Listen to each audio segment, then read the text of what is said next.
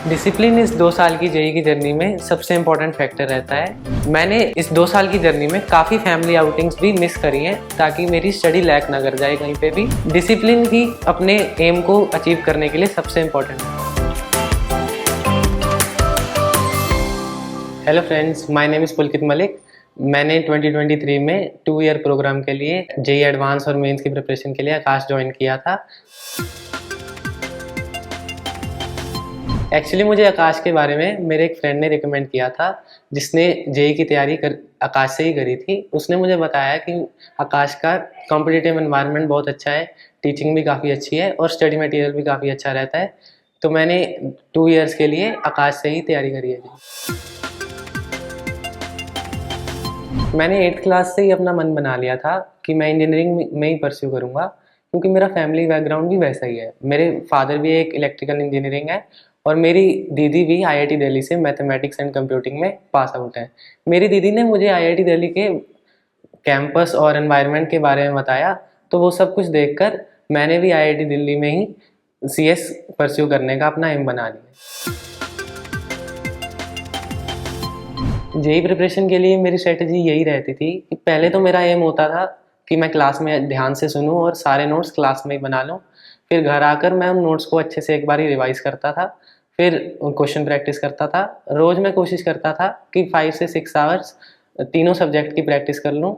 मैं किसी भी दिन कोई सब्जेक्ट मिस नहीं करता था और फिर जब टेस्ट आता था मैं अच्छे से एक बार रिवाइज करके टेस्ट देता था।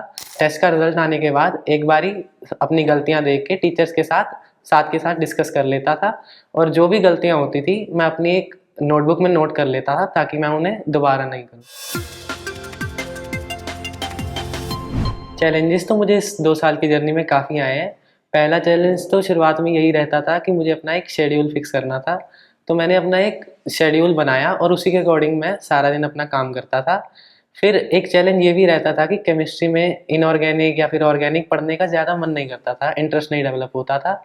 इसलिए मैं दिन में इंस्टीट्यूट से आने के बाद स्पेसिफिक 2 घंटे केमिस्ट्री के लिए निकालता था और उस टाइम में मैं केमिस्ट्री पढ़ता था ताकि दिन में मेरी केमिस्ट्री पढ़ना रह ना जाए।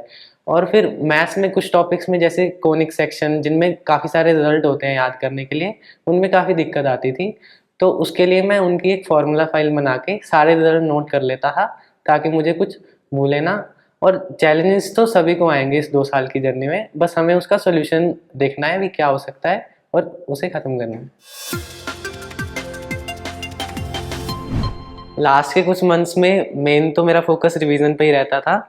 मैंने पहले हर चैप्टर के नोट्स रिवाइज किए, वीक टॉपिक्स आइडेंटिफाई करे, उनकी थोड़ी ज़्यादा प्रैक्टिस करी और मैं रेगुलरली टेस्ट देता रहता था। जो भी टेस्ट में मेरी गलतियाँ होती थी उसका एनालिसिस करता था और टीचर से डाउट समझ लेता था। सर, वो पैराबोला का नॉर्मल स्लोप वाला फॉर्म दोबारा एक बार समझा दें। ये पैराबोला है, हमें इसमें नॉर्मल चाहिए।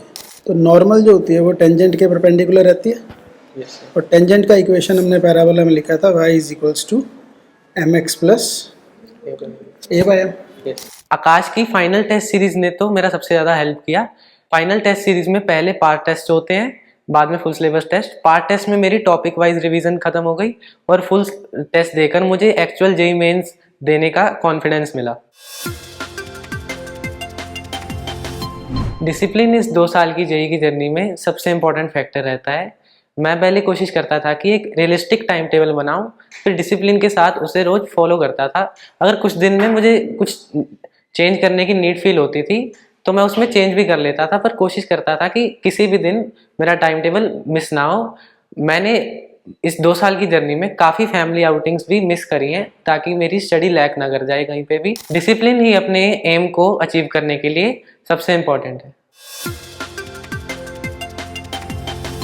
मैंने सेल्फ स्टडी और कंबाइंड स्टडी में ज़्यादातर सेल्फ स्टडी को ही प्रेफर किया है, क्योंकि हम सेल्फ स्टडी में अपने खुद के हिसाब से पढ़ सकते हैं। कुछ टॉपिक्स जिनमें ज़्यादा डाउट आ रहे हों या फिर कुछ जिनमें डिस्कशन की नीड हो, मैंने उन्हीं में ही कंबाइंड स्टडी को सेल्फ स्टडी के ऊपर प्रेफर किया। बाकी ज़्यादातर टाइम मैं सेल्फ स्टडी ही करता था। इन 2 साल में आकाश में मेरा काफ़ी अच्छा एक्सपीरियंस रहा। टीचर्स तो काफ़ी सपोर्टिव रहते थे, कभी भी उनके पास कोई डाउट लेके जाता था तो साथ के साथ वो मेरा डाउट क्लियर कर देते थे। सारा दिन ही डाउट्स के लिए अवेलेबल रहते थे। सपोर्ट स्टाफ भी मेरी हर प्रॉब्लम को जल्दी से जल्दी सॉल्व कर देता था। इन 2 साल में मुझ में काफ़ी चेंज आए। पहले तो जैसे ही मैं 10 से +1 में गया, मेरा स्टडी के टुवर्ड्स सीरियसनेस और फोकस बढ़ा, क्योंकि मेरे सारे टॉपिक्स अच्छे से क्लियर हो रहे थे, कंसेप्ट्स अच्छे से क्लियर हो रहे थे, सब कुछ समझ में आ रहा था और मैं 3 से 4 घंटे लगातार फोकस के साथ पढ़ाई कर पा रहा था, जिसके कारण एग्ज़ाम में भी मेरा फोकस बढ़ा और मैं बिना थके पूरा एग्ज़ाम दे पाया। मैं सभी जी एस्पिरेंट्स को यही कहना चाहूँगा कि 11th में आते ही शुरू से ही सीरियसनेस के साथ स्टडी स्टार्ट करें, ताकि हमारा ज़्यादा शुरू का टाइम वेस्ट ना हो। 11th में आते ही टॉपिक्स काफ़ी वास्ट हो जाते हैं 10th के मुकाबले, तो शुरू से ही हमें सीरियस होकर पढ़ाई करनी चाहिए। तीनों सब्जेक्ट्स की एग्ज़ाम में इक्वल वेटेज आती है, तो हमें पढ़ाई के वक्त भी इक्वल इंपॉर्टेंस के साथ तीनों को टाइम देना चाहिए। जिस सब्जेक्ट को करने का मन नहीं भी कर रहा, उसे पहले ख़त्म करके बाकी दोनों सब्जेक्ट्स को बाद में करना चाहिए, ताकि वो सब्जेक्ट कभी भी सफ़र ना हो। हमें अपने टेस्ट मतलब अच्छे से देने चाहिए, टेस्ट में जो भी गलतियाँ हों उसे सुधारना चाहिए और अपने शेड्यूल को रोज़ अच्छे से फॉलो करना चाहिए। सोशल मीडिया से दूर रहकर हमें अपनी हेल्थ पर भी दिन में कुछ टाइम फोकस करना चाहिए। All the best, thank you.